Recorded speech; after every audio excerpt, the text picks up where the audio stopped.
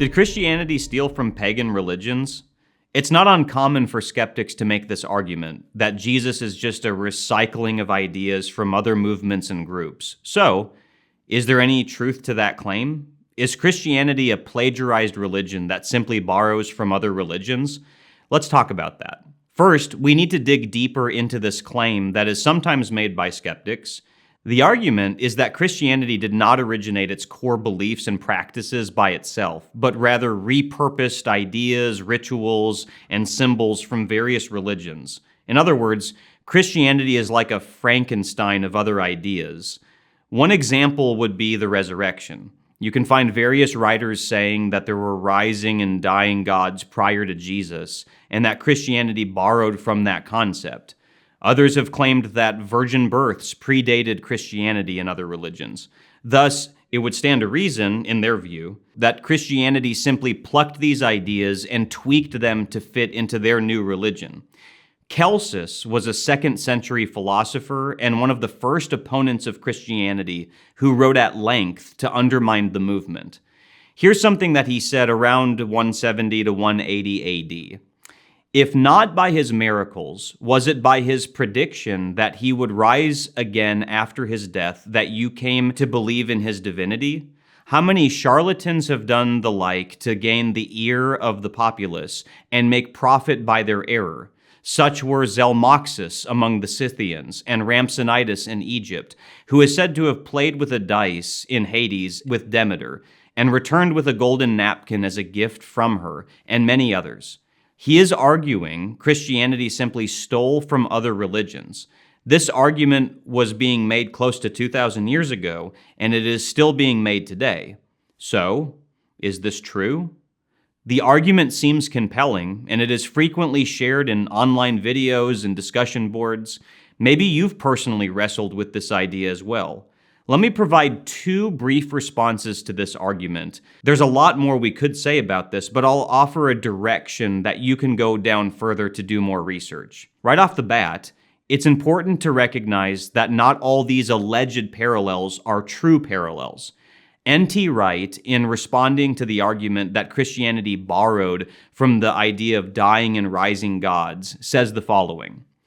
Did any worshiper in these cults from Egypt to Norway at any time in antiquity think that actual human beings, having died, actually came back to life?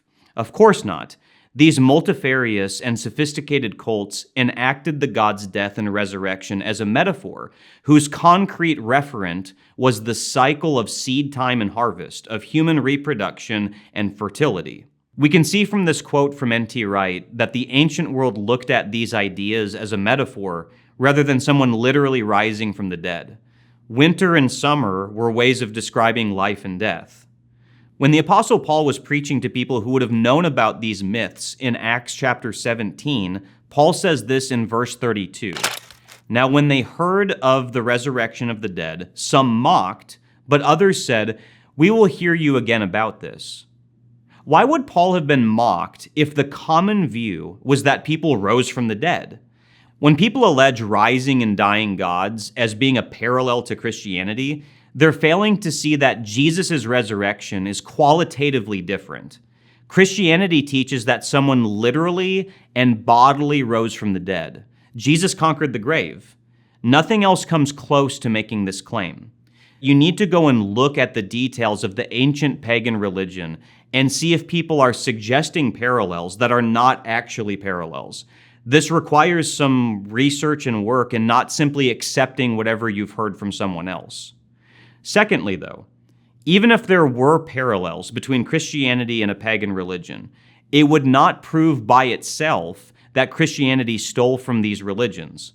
Sometimes it might be the other way around, that the pagan religions may have copied from Christianity.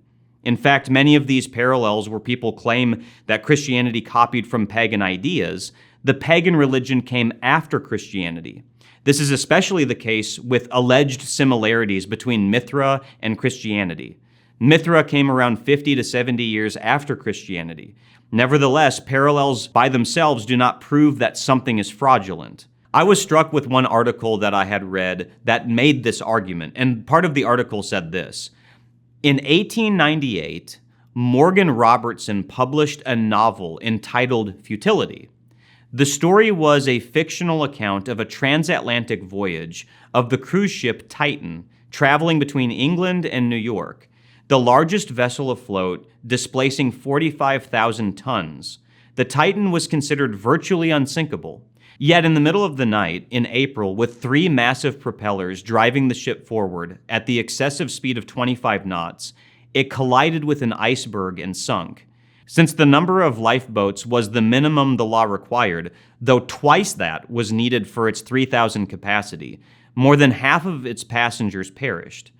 Truth be told, this novel was written 14 years before the Titanic sank. When I first read about this, I couldn't believe it. You can go and look this up and see that it's all true, but surely you saw the clear parallels to the sinking of the Titanic. The events surrounding the sinking of the Titanic are virtually identical to the events in this book. Would we conclude, therefore, that the Titanic did not actually sink and the event was fabricated? No. Of course, we would need to do the work of figuring out whether there is evidence of the Titanic sinking, but if there is clear evidence for this, any supposed similarities to a book written 14 years earlier would become irrelevant. There's a lot more that could be said about this topic, so if you're interested in doing some further research, I'll put some links down in the description for you to check out. Christianity wasn't born out of the pagan imagination. It grew out of the soil of Jewish history and fulfillment of prophecy. Its central claims are grounded not in pagan ideas, but in historical events that were witnessed and proclaimed by real people who truly believed that Jesus was the resurrected Son of God.